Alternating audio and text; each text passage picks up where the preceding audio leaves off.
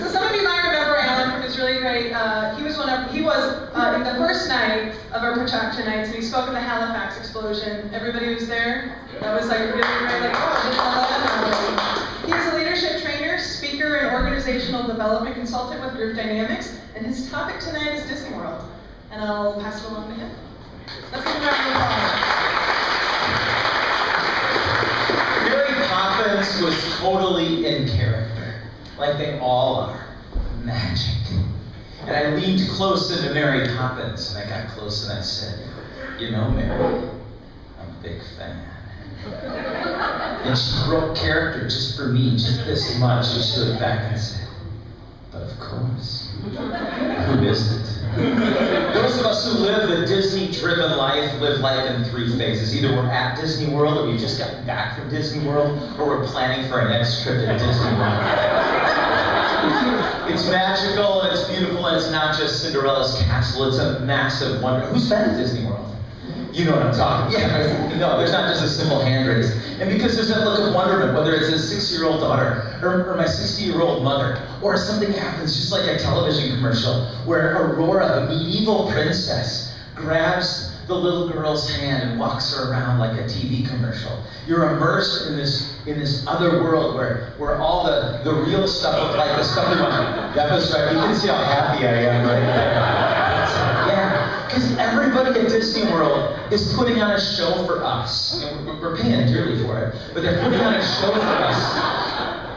You probably know there are no employees at Disney World. They're only cast members. They don't have uniforms. They have costumes. They don't have HR. They have central casting. It's amazing what they do. Whether it's an intricate display while you're waiting in line for an hour for a ride, which you ought not do. We'll talk about that soon. Or whether they've taken a part of the park that's not as interesting to kids, and they chalk out hopscotch for them. They make sure that you enjoy yourself. By the way, through the magic of Facebook and my Disney nerdiness, I'm Facebook friends with this guy, and it's his birthday today. His name is Dave. I wasn't prepared. I'm not really saying what I was going to say, but I just thought that was hilarious that I found it was Dave's birthday today. But you're surrounded by these characters that interact with you, and there's entertainment everywhere that's totally interactive. And the food's expensive, but the portions are massive. And there's more than just the fun stuff. There's also gourmet cuisine. The only AAA 5-diamond restaurant in the state of Florida is at Disney World, Victoria and Albert's at the Grand Floridian, and there's just all manner of cuisine. You pay for it. You need a nap sometimes, that's okay. But they take every meal and they make it fun. And no matter what kind it is, it's just wonderful to go. And so it's magical. But I also like to turn it into a game. Yeah, we break the rules sometimes. But I don't wear that outfit very often because there's no cotton involved.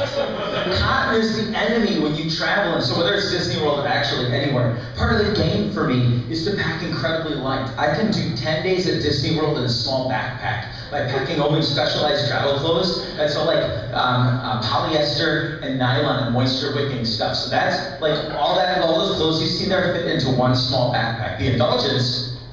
Somebody in the room will appreciate this. Some of you, the running shoes, right there, because you guys want to, that's right, you want to run when you're on vacation. But this way I can do laundry in my sink, or I can get wet on a water ride, and everything dries within 4 hours. The biggest part of the game, though, is feeding the lines. You've got to go with a plan. You've got to get there early. You've got to do, there are people in this world who have developed software algorithms to determine the best order in which to do attractions at Disney World.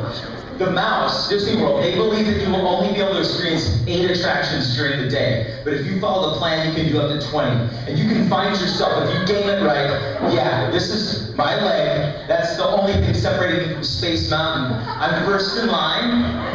40,000 people will visit that park that day, and I am first in line for Space Mountain because I played the game.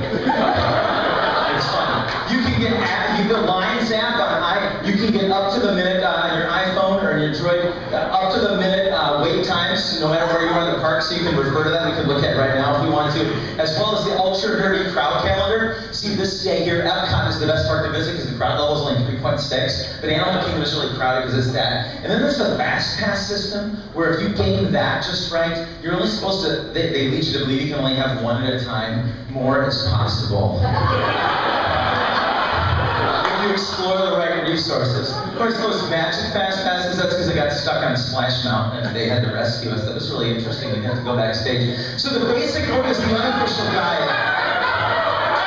Never go to Disney World without the unofficial guide. If you want to go crazy, you want to go into detail, you get Mouse Junkies. If you want to go all the way, check out the dark side of Disney. Utterly unauthorized tips, tricks, and scams. It's quite interesting. But you can learn things that are so arcane. This is one of my favorites. If you get on the monorail at the Ticket and Transportation Center, you enter the door in the third car from the back, and you sit in the immediate seat to the left. Then when the monorail arrives at Magic Kingdom Station, it can be very easy for you to stand up, get out, and be the first person off that train down the ramp, because the third car from the back is at the top of the ramp. So you go down the ramp, and without looking like you're pushing and shoving, you'll be the first person of 300 people on the train to be first in line. That's how you end up first in line for Space Mountain. And then you close the place. That's my rental car. The end of the day in the Magic Kingdom. Believe me, I see more than 8 attractions during the day, but it's so much fun. And then when you're not there, you can read the Orlando Sentinel, know what's going on. You can listen to Mouse World Radio, which is an app that plays ambient music from the backgrounds in the park. Or you can listen to like other junkies talk about arcane Disney World topics. But another fun part of the game though is really trying to get those characters to engage with you. These young women gave me a free Diet Coke because I ordered in whale, like from Finding Nemo. And Aurora, the medieval princess, she saw this shirt and she said, "What is Dwala?" And I said, "They probably don't have that in your kingdom."